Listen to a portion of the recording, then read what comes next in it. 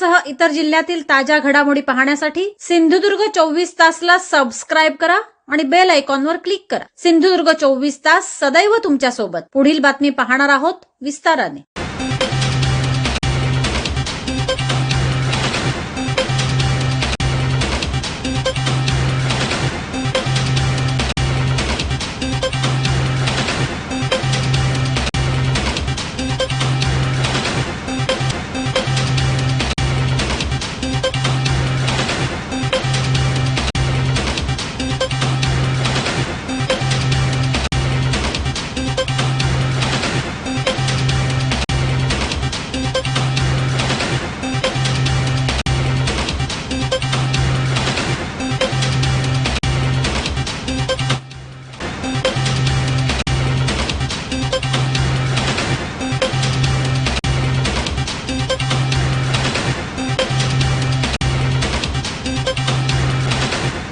लोकसभा निवडणुकीसाठी मतदान हे ऐन मे महिन्यात होत असल्यामुळे याचा फटका नागरिकांना बसतो।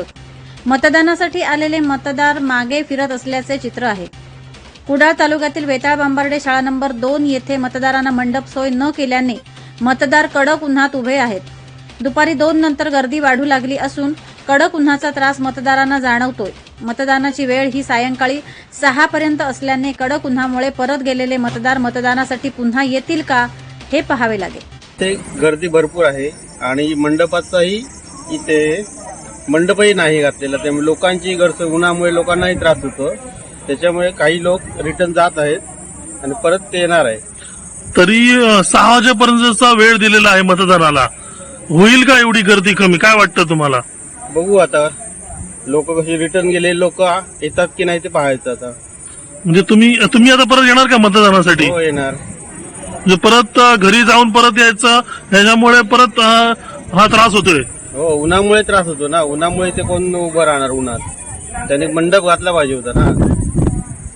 खरोखर ती लोकांसाठी खूपच वाईट एक गोष्ट आहे, कारण काय इथे आमच्या गावात 3 बूथ आहेत। 3 बूथावर 2 बूथावर फक्त 500 ते 600 मतदान आणि इथे एका बूथवर 1300 मतदान आहे। शासनाने कुठेतरी 3 बूथावर समान विभाजन केलं पाहिजे होतं, ते केलं नाही आणि त्यात करून इथे परत बाहेर त्यांचं ढिसाळ नियोजन आहे, तर इथे कुठे शिपाई नाही, 3 बूथवर शिपाई नसल्यामुळे कालपासून सगळं नियोजन ढिसाळ झालेलं दिसतंय आणि इथे लोकांची आता एवढी गर्दी झाली आहे की मला वाटत नाही की 6 वाजेपर्यंत 6-7 वाजेपर्यंत हे मतदान पूर्ण होईल आणि याला मला वाटतं शासनच जबाबदार राहील, कारण लोक आपले मतदानाचा हक्क बजावताना दिसत आहेत शासनाच्या आदेशानुसार आणि इथे कुठेतरी लोकांचा गैरसोय होताना दिसतंय। ही खूप लाजिरवाणी गोष्ट आहे। वेळ वाढवून देण्याची शक्यता आहे का? काय वाटतं तुम्हाला? दिलीच पाहिजे, शासनाने वेळ वाढवून दिलीच पाहिजे, कारण हे आपले कर्तव्य बजावण्यासाठी आले आहेत आणि इथे जर येऊन त्यांना मतदान करता यायला वेळेत 6च्या आतमध्ये जर आले तर त्यांना ते घ्यावंच लागेल आणि त्यांनी शासनाने याचा गंभीरपणे विचार करावा लागेल आणि मला वाटतं आलेला प्रत्येक इथे मतदाराला त्याचा हक्क बजावण्यासाठी शासनाने प्रयत्न केला पाहिजे।